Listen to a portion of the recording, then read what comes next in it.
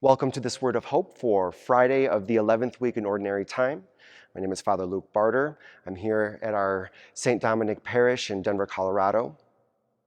And today Jesus poses the question to ask us, what's the really truly valuable thing in life? There's that line that we all know, do not store your treasures up on earth, rather store your treasures up in heaven. And it reminds me of this image that was given to us in the studium by one of our professors, Father Dominic Holtz.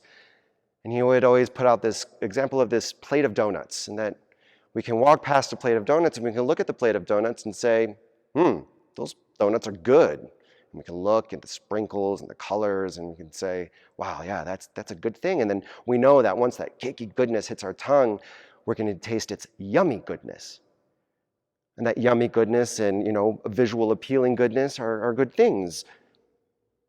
And part of our brain might say, you know what? Donuts are good, so why not just eat all the donuts? Well, a deeper part of our brain will recognize that if I eat all those donuts, I'm going to get a stomach ache, and there is a different kind of goodness that is a little bit more valuable, health goodness. So we might walk past that plate of donuts and say, you know what, today I'm going to value my health goodness more.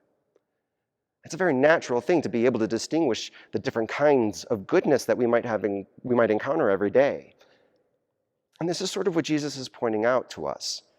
He talks about the eye as being the lamp for the body and it brings the light, but the eye's natural thing is to, bring light. And once we actually close off the eye, and though the eye still exists and can maybe do minor things, but without light, the body's in darkness, and that's not the way it's supposed to be fully.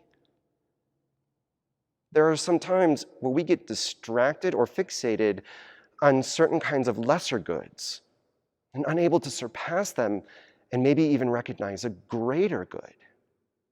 Yes, it's a good thing to be able to, care for yourself and to be able to be autonomous and independent. These things we value.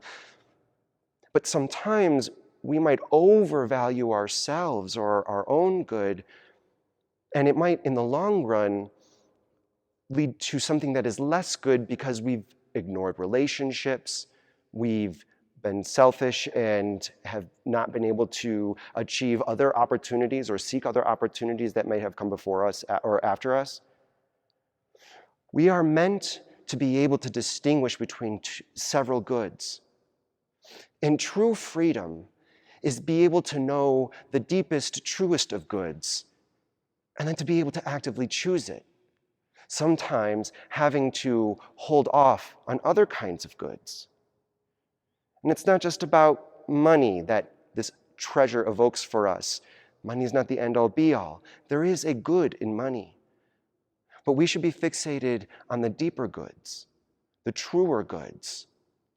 Life in heaven with God, the way we were supposed to be, the way we were created.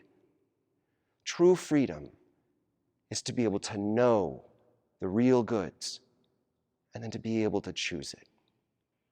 And those places and times where we might not be able to choose or recognize the deepest good, we can ask God to continue to show us the way. And Jesus does this in his preaching. So today, let us pray to the Lord for true freedom, that we might look around our world, know the true good, choose it, and then invite others to also know the true good and to choose it. God bless.